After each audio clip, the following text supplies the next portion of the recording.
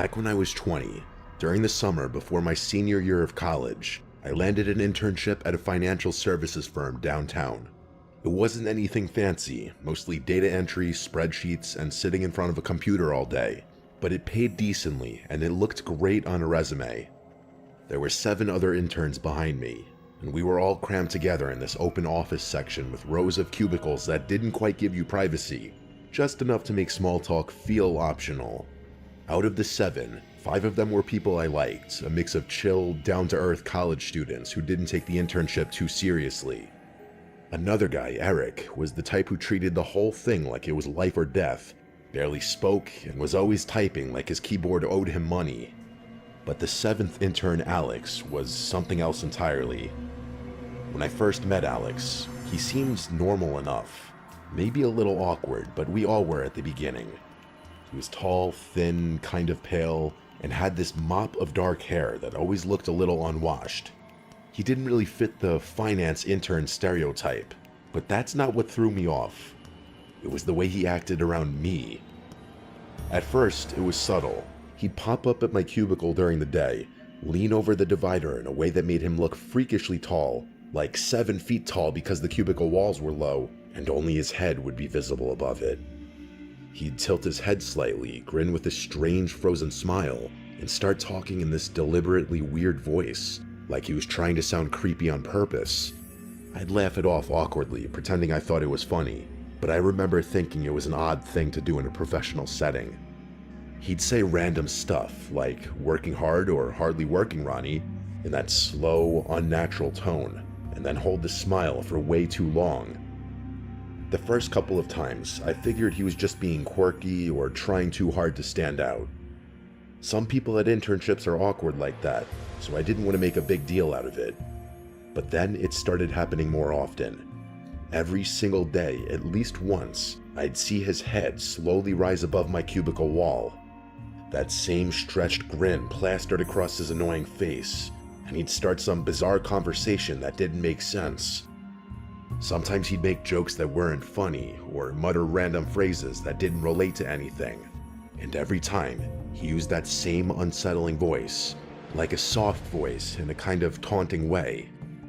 Honestly, a very good recent comparison of the voice he was doing was the voice Charlie Hunnam did for his role as Ed Gein. The other interns noticed it too, but they mostly laughed it off, thinking Alex was being weird on purpose to lighten the mood. I also think they thought Alex and I had built some kind of rapport that the rest of them didn't build with him. There was something about the way he directed it only at me that made me feel uncomfortable. It's not like I treated him any differently. It was like I was his personal audience for whatever creepy act he was trying to pull. As the weeks went on, his visits got longer. He'd lean over and stay there for minutes at a time, staring at me while talking. Sometimes not even saying much, just looking. I'd fake a laugh, say I had to finish a report, and hope he'd get the hint. He rarely did. Then one night, about 6 weeks into the internship, I was home eating dinner when my phone rang. It was a number I didn't recognize. I normally don't answer unknown calls, but since I was expecting a delivery confirmation, I picked it up. When I said hello, all I heard for a few seconds was silence. Then, suddenly, I heard a voice I recognized immediately. It was Alex's voice. The same forced, creepy tone he always used in the office. He said, "The tide's coming in. Pull your boat out of the water." But this time, his voice was a little louder, almost a yell. He dragged the words out like he was reciting a riddle, and then he burst out laughing this insanely unhinged laugh before hanging up. The thing that made my skin crawl wasn't just the call. It was the fact that I never gave Alex my number, not once. The next thing I did was text the number back, asking if this was Alex. But the text said not delivered, and when I looked it up, it was a landline number. That's when I really started to get freaked out. How did he get my number? Why was he calling me like that? I tried to rationalize it. Maybe he found it through a company contact sheet or something. But even then, the way he said that line didn't sit with me. I couldn't stop replaying the sound of his laugh in my head. It didn't sound like someone joking around. It sounded like he was f***ing with me to the point of trying to actually scare me. This wasn't just goofy behavior anymore. That Monday, when I got to the office, Alex wasn't there. His desk was empty, and I didn't see him all morning. I went to our supervisor, a guy named Martin, and I asked him if Alex might have gotten my number through the company. And Martin was very confused, saying interns didn't have access to employee info like that. On top of that, they'd let Alex go at the end of the previous week because he wasn't doing any work and had ignored multiple warnings. That's when I told him about the call. He seemed surprised, and some of the other interns overheard. A couple of them started nodding and saying they always thought Alex was creepy, that he'd made them uncomfortable too. I told them about the weird cubicle visits, the voice, everything. Martin said not to worry, that Alex was gone for good and had no reason to come back. So that was a little comforting. For the next week or so, I kept expecting something else to happen. A message, a random encounter, something, but nothing came. Life at the office went back to normal. I figured maybe that was really the end of it. Until one early morning. It was a Friday, around 5 a.m. Still dark outside, except for a thin gray light creeping in through the blinds. I woke up because I thought I'd heard something, maybe a noise from outside. It made me get up and look out my window. I wish I hadn't. Standing in my backyard, halfway between the trees and the porch light, was a figure looking up at my window. Even though it was barely light out, I could tell who it was immediately. The thin frame and the messy hair, the way he stood perfectly straight. It was Alex. For a few seconds, I could not move. I just stared at him, trying to make sense of what I was seeing. And then, clear as day, I heard him call out my name in that same creepy, performative voice he'd always used at work. He dragged it out, long and sing-songy. I grabbed my phone, about to call 911, when I saw him tilt his head back and start laughing. That same loud, hysterical laughter like he did on the phone before hanging up. It didn't sound right. It sounded like someone completely detached from reality. I shouted through the window, yelling at him that I was calling the police and to get the hell off my property. I also waved my phone out the window. He just stood there for a second longer, then turned and started walking away, still laughing as he disappeared into the trees behind my house. I called the police, and in short, the dispatcher asked me if he was still there. When I said no, she told me to call back if he came back or threatened to break in. I never saw him again after that. Not at work, not around town, nowhere. The police couldn't do much since he hadn't technically broken in or made a direct threat. It was one of those situations where you just have to live with the unease, hoping it's over. The rest of the summer passed without incident. I finished the internship, and on the last day, my boss pulled me aside to offer me a permanent position for after graduation. At the time, I accepted, though a small part of me felt unsettled about ever going back to that office again. I never told them about what had happened that morning. I didn't see the point. Alex was gone, and no one even knew where he'd ended up. Over time, I convinced myself that he must have been dealing with some kind of mental illness or social disorder, something that made him act that way.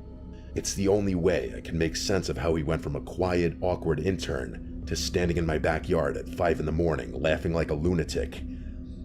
It's been a few years now, and I've moved on from it. I didn't end up with that company. I got a different job after graduation. I don't think about this too often anymore, but sometimes the thought of that image of him in my backyard still skeeves me out. I still wonder how he got my number, how he found my address, and what he wanted that morning. I guess it's not that hard to get people's info online these days. All I know is that for a few months in my life, I worked alongside someone who wasn't just strange, he had something way deeper going on. And no matter how many years pass, I'll never forget the sound of him laughing in the dark, as if it was all one big joke that only he understood.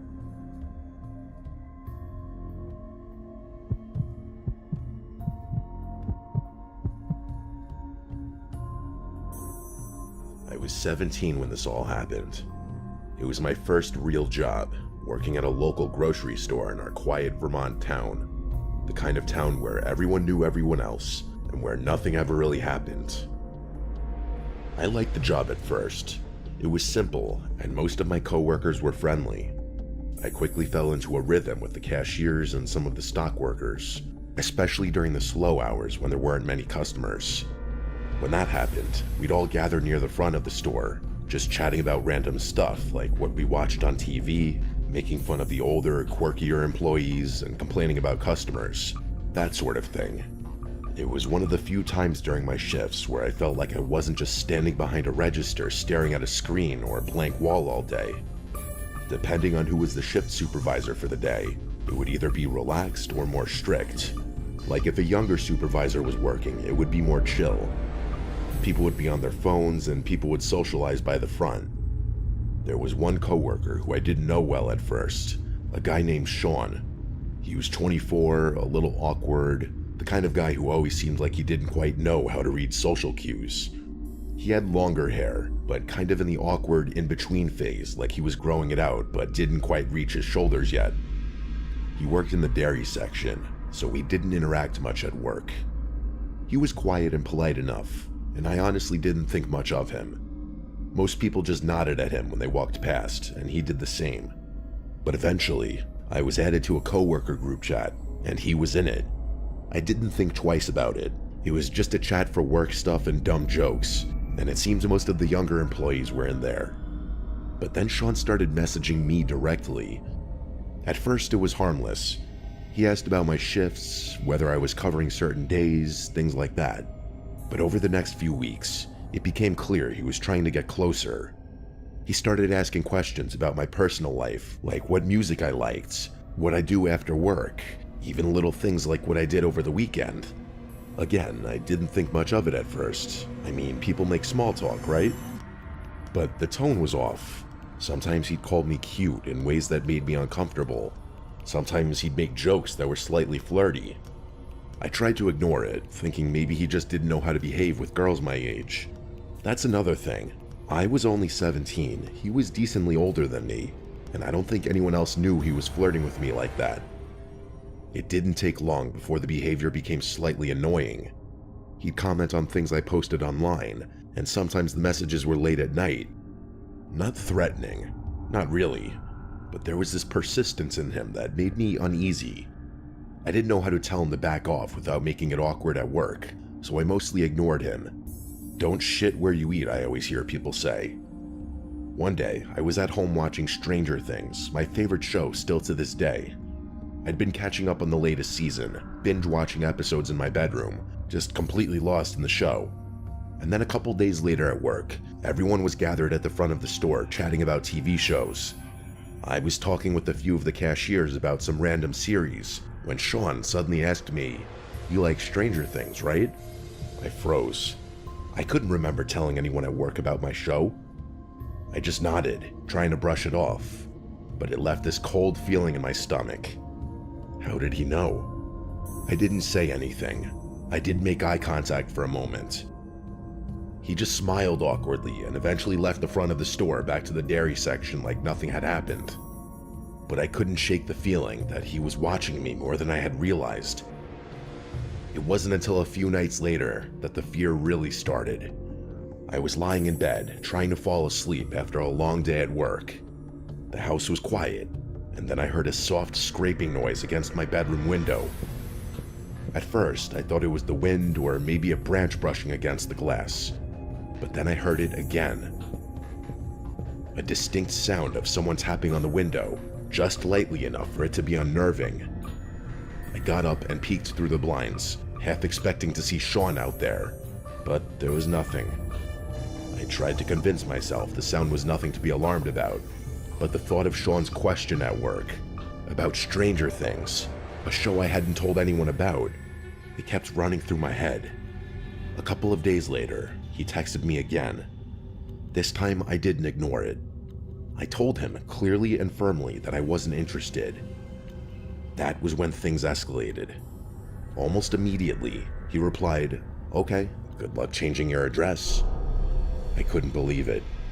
In one insane text that he clearly sent before thinking of the repercussions, he proved my suspicions right. I saved the messages and took screenshots. I went straight to my manager and explained everything. My manager was shocked. He told me not to worry, that they'd handle it. I also went with my dad to the local police department to file a report, showing them the messages and explaining the incident with the window, explaining that I suspected Sean might be stalking me. The next day at work, Sean was called in by our boss. He didn't come back. It turned out he was fired on the spot, and the police started the paperwork for a restraining order. I thought maybe that would be the end of it, but I quickly realized that nothing really felt over.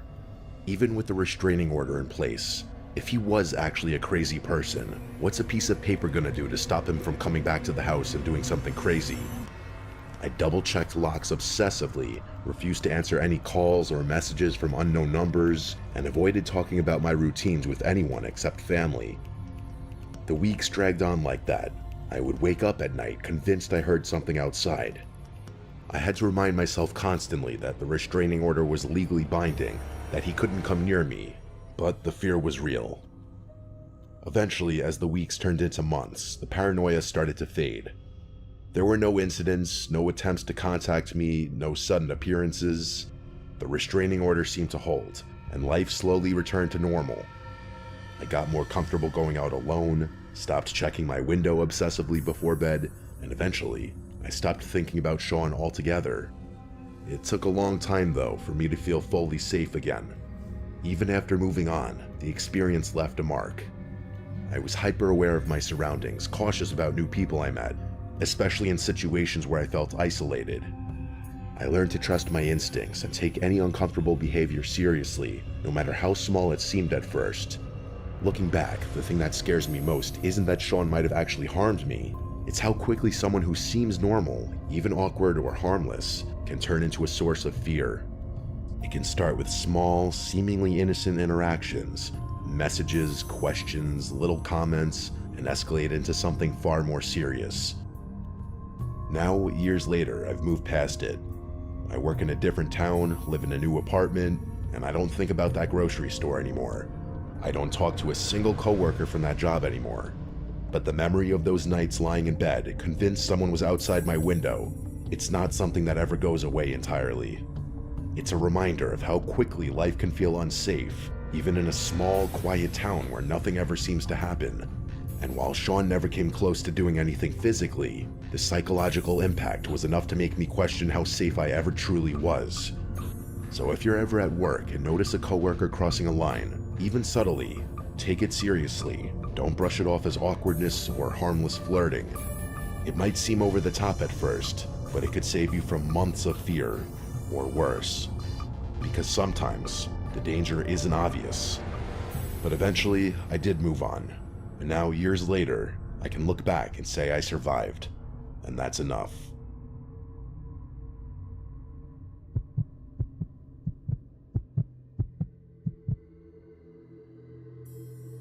When I was 26, I started working at a small insurance office in a quiet part of Pennsylvania.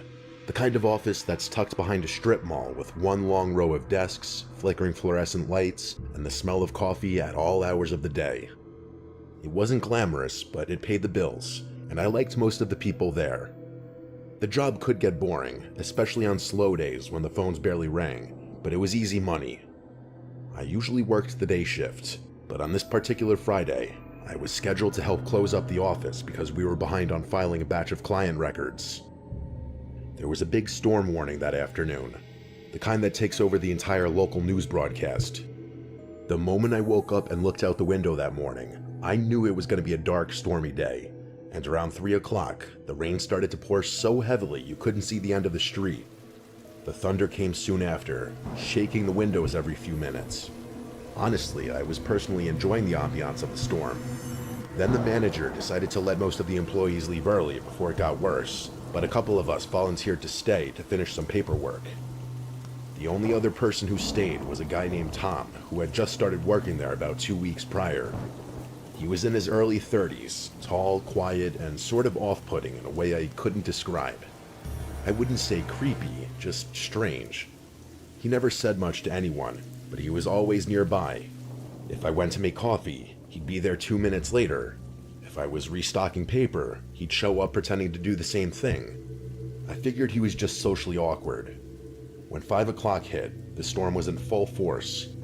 I swear, every few seconds lightning flashed, followed by thunder that made the floor vibrate. The office felt emptier than usual, and the usual hum of lights was replaced by the sound of the storm. Tom was sitting at his desk a few rows down, typing something on his computer that looked like nonsense from where I sat. Every time I looked up, I could see him glancing over in my direction. At first, I tried to focus on my work, but after an hour or so, I realized I hadn't seen him get up once. Around 6:30, the power started flickering. Both of us made the same nervous laugh when the lights dimmed, but he didn't say anything. The next flicker lasted longer, and when the power finally went out completely, the office went silent except for the rain. The emergency lights kicked in, leaving everything bathed in a faint orange glow. I said something about maybe it being a good time to head out, but Tom didn't respond. I heard the sound of keys jingling, and then the front door locking. He muttered something about how it wasn't safe to go outside right now. I thought maybe he was just trying to be helpful, but something about the way he said it gave me chills. I went to grab my bag and jacket, figuring I'd wait it out for a few minutes before heading home. The power outage made the whole building feel smaller. The emergency lights barely lit the hallways, and the storm outside was deafening. When I came back toward the front, Tom was standing near the door, just staring out into the dark parking lot. The rain was falling so heavily you couldn't see anything past the glass. I told him I was going to make a quick call to my boyfriend to let him know I'd be home soon. He didn't say anything again. He stood there staring out the window.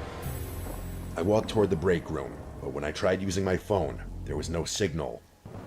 I figured the storm must have knocked out the tower. I tried the landline, but the line was dead too. I turned around to go back to the main office, and nearly jumped when I saw Tom standing in the doorway. I hadn't even heard him walk up. He was holding a small flashlight under his chin, casting shadows up his face. He had this half smile like he thought it was funny. I forced a nervous laugh and told him he scared me. I then asked him again about unlocking the door so I could leave, but he said something about it not being safe yet, and how it was better to wait until the worst of the storm passed. I said fine, but inside I was starting to feel nervous. He kept watching me. I decided to move to my cubicle to pack up my stuff, pretending to be calm. I wanted to wait for a lull in the storm and then get out. When I looked up again a few minutes later, Tom was gone. I figured maybe he went to the restroom. I took the chance to head to the back door instead of the front one. I knew that one led to a small parking lot behind the building where my car was. When I reached it, I realized the handle wouldn't move. The door was chained shut from the inside, like someone had looped a chain and padlock around it. We had never done that before. I turned around and saw the faint glow of the flashlight coming from down the hallway. I ducked into the supply closet next to the break room and closed the door quietly, trying to keep my breathing under control. I could hear Tom walking slowly through the hall, and then I heard him call my name. He sounded like he was trying to sound comforting. He said he just wanted to make sure I was safe. I didn't move or say a word. My heart was pounding so hard I thought he could probably hear it. He walked past the closet, and for a few seconds, I could see the thin strip of light from the flashlight shining under the door. Then it disappeared. A loud crack of thunder made the building shake. The sound of rain got even louder for a second, and I realized part of the roof above the break room must have been leaking. I waited, I'd estimate 10 minutes before I finally worked up the nerve to open the door a little. The hall was empty. The flashlight beam was gone. I stepped out carefully and made my way toward the front again. When I turned the corner, I froze. The front glass door had been shattered completely. Rain was blowing inside across the floor, soaking the carpet. Tom was nowhere in sight. I hesitated, wondering if he had gone outside, but then I realized this was my only chance. I ran out the door into the pouring rain and sprinted for my car. I didn't even care that I was getting drenched. My hands were shaking so badly I could barely get the key in the ignition. I sped out of the parking lot without looking back once. When I finally got home, I locked every door and sat in my living room shaking, watching the rain pour against my windows. I didn't sleep that night. The next morning, I called the office and told my manager what had happened. He didn't believe me at first, until he got there himself and saw the broken glass. He called the police, who showed up and took a statement from me when I was at the office. They said they'd look into it, but it sounded like Tom had just taken off. His car was still in the lot, unlocked, with the keys sitting on the driver's seat. His phone, wallet, and a few personal items were still inside. The security cameras had been turned off manually before the power outage, which meant he must have done it earlier in the night. Nobody ever saw him again. A few of my coworkers said maybe he had some kind of breakdown, but I couldn't stop wondering if he'd been planning something worse. I quit the job a month later. Even though nothing ever happened after that, I couldn't work in a small, enclosed place like that where I had experienced such a traumatic incident. It just wasn't healthy.